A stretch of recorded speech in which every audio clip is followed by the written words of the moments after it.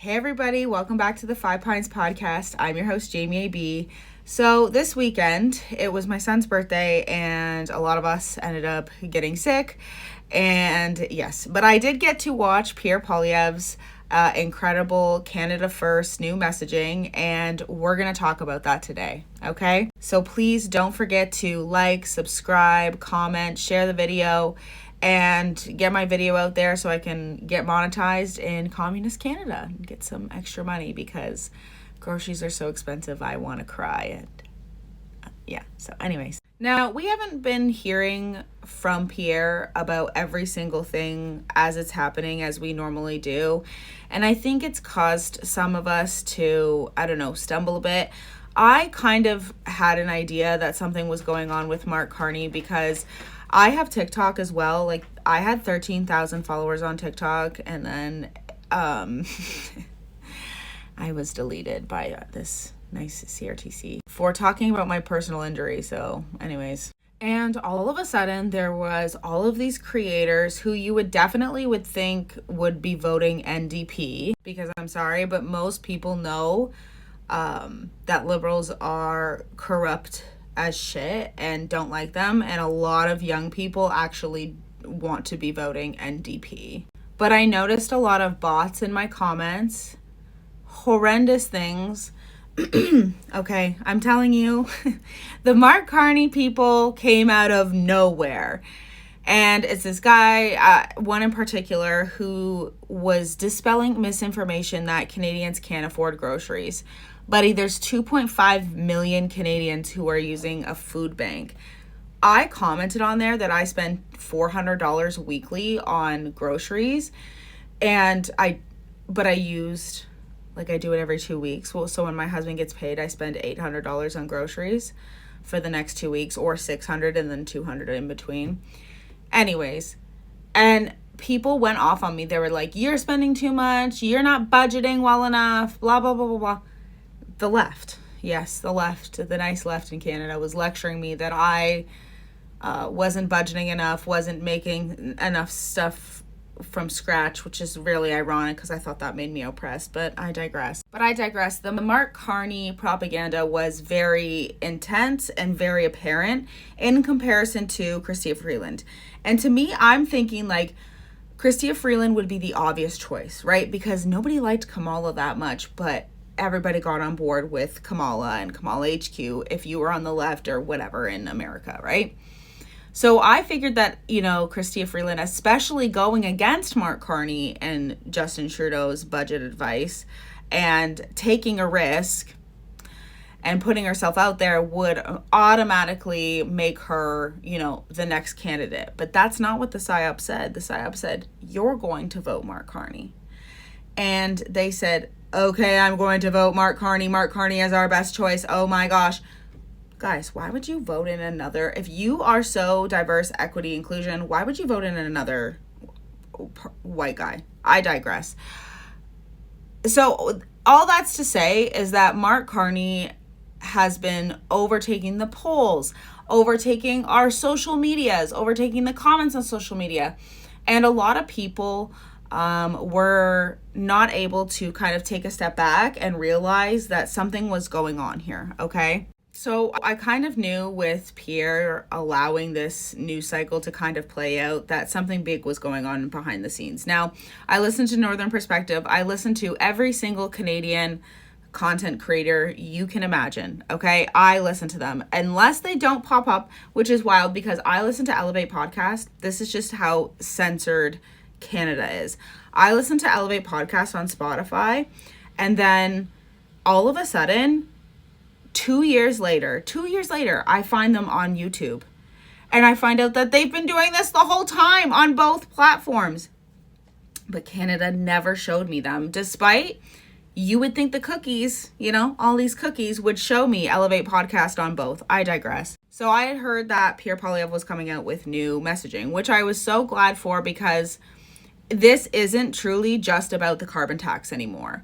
And it wasn't even just ever about the carbon tax, but even when I first started this, I was really noticing the price of our groceries going up. And I was like, what is going on with this? Like, what is going on with this? Why is our groceries all of a sudden significantly more? I had been budgeting for years, okay? I've been a mom for 12 whole years. And all of a sudden our grocery prices are, up 10, 50 more dollars, $100 more, and now we're double of what it used to be. And then I had all the money stolen from me. So I started to look into Pierre. But this has all been stuff that Pierre Poilievre has kind of put through. I don't understand both the PPC people and even some of the people right now on Twitter who are like, oh, Pierre Poilievre's messaging is the exact same as the Liberals. Mark Carney is literally admitting that he's a globalist, you guys. The messaging that Pierre is putting out is not the same. And people, I'm so disappointed to see the right clipping Pierre Poilievre's speech about Donald Trump, because he goes, okay, it can either go one of two ways. And then he talks about if, Trump wants to dig his heels in and not work with Canada at all, or we can work together, become the best allies, and, have safe borders, safe military, help each other out as friends as we have in the past. And they'll just take that first clip of Pierre Poilievre saying that stuff about, Trump, and then, which is logical. You do not want a candidate that's going to say that he's going to hand over our country to Donald Trump, you guys. Like, I don't understand what's going on conservative Twitter. I literally deleted it because it's almost delusional at some points, because what do you mean? Everyone's like, oh, Pierre's lost it. Pierre has not lost it. Look at what they did to Kamala in America. They inflated her numbers like crazy. Okay? There is no denying, with angry mobs running around Justin Trudeau, that people are not going to be voting for Justin Trudeau. But they can install a new person and open this whole new psyop up and be like, Mark Carney, Mark Carney, Mark Carney, Mark Carney, and convince people that Mark Carney is this brand new fresh face, despite, Mark Carney literally advising Justin Trudeau for the last however many years. I think it's since 2020. Since our lives have literally gone to shit. He talks specifically about the Ring of Fire in Northern Ontario and bringing jobs back to Northern Ontario. That's why I moved. I moved to Northern Ontario in 2022. You guys, I have been paying attention to Pierre Poilievre's messaging. He was the only person listening to the truckers. I'm online seeing conservatives be like, where were you during the truckers? He's the one I've been paying attention to because he was the only one sticking up for middle-class workers, okay? He has tried to put laws through to make sure that the vaccine mandates would end. That would mean that so many people in this country would have their jobs back as nurses, doctors, everybody that's been let go for not taking that, okay? And the Liberals and the NDP did not put that through. They denied that, okay? Pierre Poilievre's team has been putting through things to protect our genetic information and like genetic codes and stop them from being sold to CEOs. Pierre Poilievre talks about wanting to take fentanyl off the streets, okay? He's been talking about that for years, all right? He wants to talking about actually putting people into jail. These are not things that the Liberals are even saying. The only thing that they have stolen from Pierre Poilievre that they are actively saying out loud is that they want to get rid of the consumer carbon tax, which, by the way, means that they're going to give it to the companies, which it's still going to go and come back on to us. They already have to deal with the carbon tax, okay? And it still comes back on to us. Anyways, this was very inspiring. I seen his wife there with their son. They seem like a very united front. There was all these rumors that they were getting a divorce. And I kind of, just by her wording that one time, I thought, oh, maybe they are getting a divorce. But then I, did some sleuthing. There was no signs of divorce other than that one tweet. So let me be clear. We will never be the 51st state. We will bear any burden and pay any price to protect the sovereignty and independence of our country. That's what I like to hear. You guys already know the way I think we become a 51st state is if Mark Carney gets in or whatever Liberal, and then China kind of just takes over, and Trump can't have China on each of its borders, right? I am vehemently against globalism. Okay, I'm going to make a whole video as to why it's not a good idea to become the 51st state. Pierre Poilievre also wants to bring back the old type of immigration where you had to learn the different types of like oaths and ceremonies, and fostering a deeper sense of national identity among new Canadians, which I completely agree with, because I think mass immigration has led to so many problems. But one of the biggest problems that it has led to ultimately is that we are a nation divided. We are a nation that is not even remotely united in the slightest. And that's because we have so many people here who, quite frankly, have no idea what our laws and those types of things are, but even just the things that are normal to us, like waiting in a line, body hygiene, okay? Stuff like that, okay? We need to be teaching people this. I mean, not only just because it's definitely dividing us, but let's keep these people's dignity intact, you guys. Like, let's teach people how to live like Canadians if they're coming to live in Canada. Pierre Poilievre also talks about wanting to deport criminals. I completely agree. As somebody, he has never said that criminals that have stolen, but I hope he friggin' tacks that onto it, because I was stolen from an immigrant. And why did he get to stay here and start his new life in Canada off the backs of stealing from Canadians? That's absurd. Now, a lot of things that people are gonna say Pierre's a globalist for, because he wants to have immigration. And while I think that immigration should be completely halted to a stop until everybody is better, I know that Trump also is allowing immigration. And then I see Canadians online being like, oh, Trump's, not... They call Pierre Poilievre a globalist, but not Trump. Trump wants to dissolve borders, you guys, okay? Guys, he wants to enhance our military. Just, come on. I used to live in this land where I thought that we could live without military, like I've said in my other videos. And then I realized that China and Russia is never going to stop building their military, and we do need borders, because this has led to mass immigration and unchecked borders has led to quite literally the destruction of every social structure, along with the DEI stuff, in Canada. When you have so many people coming into your country and you don't build a single new hospital, school, houses, literally anything, okay? Where is everybody going to go? We have not thought logistically about this. This isn't adding like 10,000 more Canadians, and just, there are Canadians dying, okay? So, and our birth population, our birth rate is not high at all.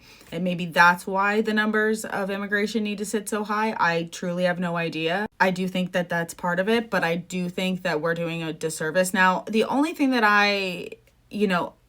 a funny message that Pierre Poilievre used to say all the time that he has not talked about lately, and I think that he knows because it sounds like a 15-minute city, is that he wants to densely build apartment buildings by train stations and stuff. That is something that he has gone completely away from, which I am so happy for. But at the same time, we logically know that building that many houses in Canada, I'm not sure how that's going to happen. We have so much land, yes, but have you guys been to Sudbury? Okay, everything is built on a fucking cliff. People are like, why don't people live in that top half of Canada? Because it's north. It's winter, winter for 8 months, okay? I live in northeastern Ontario, and it is winter for almost 8 months here. People don't know how I do it. I don't know how I do it, really. But people genuinely don't know how I do it, because they're used to living in places like Vancouver, Southern Ontario, and the majority of the population lives underneath that, whatever. invisible line that we have in Canada.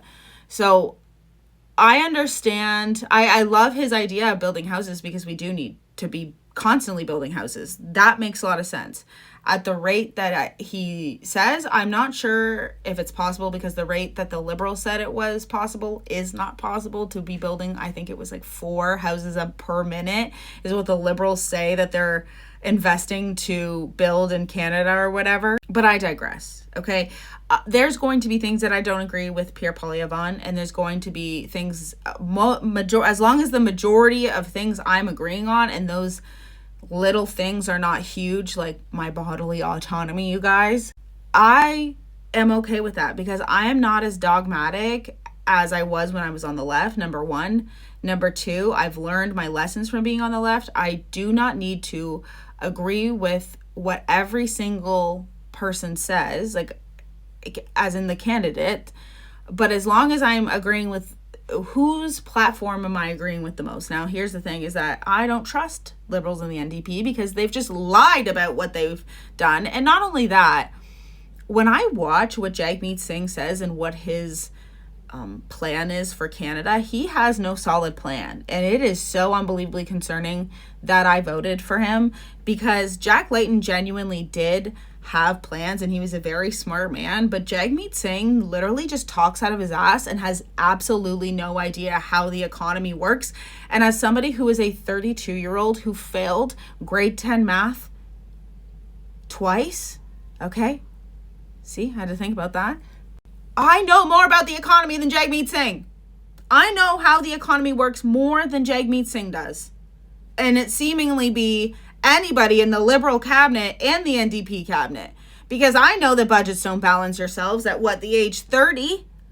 As soon as I'm like, wait a minute, why is everything costing so much money? That's when I started looking into, why is there 30%? There's already 30% tariffs on consumer goods from the States, which heavily affects me, because all of our tampons and stuff, you guys, all of our salts, like bath salts, my Indian clay, a lot of my stuff is actually, a lot of our stuff is made in the States. I know that it's kind of surprising, but that's because the States hasn't had so much red tape on things that, nobody can open businesses. The only thing that concerns me too, but then again makes me happy, because he wants to work with Indigenous leaders on how to best use the land. We don't need another cobalt situation where, a bunch of CEOs come in, destroy the whole land. Okay. And obviously that won't happen. But as somebody who lives in Northern Ontario, I just have my high alert on that sort of thing, because even in my town that I live in the 70s, people died because there was no smokestacks. So all the smoke was just going into these communities, and CEOs didn't care until they were forced to do that, like fix it, so put the smokestacks in. And even now I'm like looking at the smoke hovering over my kids' fucking school. I'm like, we need to move. Oh my God. So I know that this video was kind of me going off into random tangents, but I feel like they were definitely useful to the conversation. I don't know how you could ever disagree with locking people up. Okay, I don't know how you could disagree with sending people to rehab. I don't know how you could disagree with military enhancement, especially after seeing, another country want to take us over. Okay, I think that maybe should wake the left up and realize, hey, maybe we do need a military. Maybe other countries have a military, and as much as I'm against the military-industrial complex, maybe we do need a military, because China will never not have a military, and Russia will never not have a military, so maybe we should have one, at least to, defend our borders. Let's start putting Canadians first, and that's exactly what I wanted to hear from him. Put Canadians first. This is not about a carbon tax any longer. Of course, that is completely in there, and we need to axe the tax, as Pierre Poilievre would love to say. But that's not what this election is going to be about, okay? Especially for me, this has never been about a carbon tax election, because I've known for 3 years now, after being on TikTok and having all of that shit happen to me, that this government is actively doing things to destroy its citizens' lives. whether that be the tax shit that they implement, whether that be the CRA going after people randomly, the way that they've been doing, which is abhorrent, by the way. The way that they have been allowing people to have crimes committed against them, allow bail systems to just wreak crime, havoc. Like, it's just like, Canada is this ball of chaos, and we need to have it brought back down to reality. We need people to go to jail. Go to jail. You are being a fucking, you are committing a crime. You need to go to jail. In some delusional land where you think that you can just, allow people to have all of these infinite chances while absolutely never implementing a social program to help them through this, is absurd, and it's delusional to think that that would work. Okay, we do need jail, we need rehabs, we need all of the things that Pierre Poilievre has been saying. Okay, we are different than America, and I am so glad that Pierre Poilievre is back with this Canada First messaging, because it's about time Canadians were put first in their own country. Do you know how much it has taken for me to, how much happened to me for me to go back to talking about politics? I swore off politics when I read Hillary Clinton's emails. And I saw, obviously, pictures of Trump with Epstein. And I was like, oh, so America has no choice but elites. So, and then I would watch the clips that they would tell me about Trump, and they'd be like, this guy's horrible, this guy's a Nazi, blah, blah, blah. And I'd watch it and I'd be like, that's not what he said. That's not what he said. And I realized that when he got in there, he wasn't doing things like he's doing now. And I swore off politics. I was like, I'm done letting them persuade me. I'm done letting them convince me my life is shit when it's not. And I'm done with this, tug of war that they seem to do with us. And I just kind of ignored everything for a long time and just lived my life. And I was honestly very, very happy.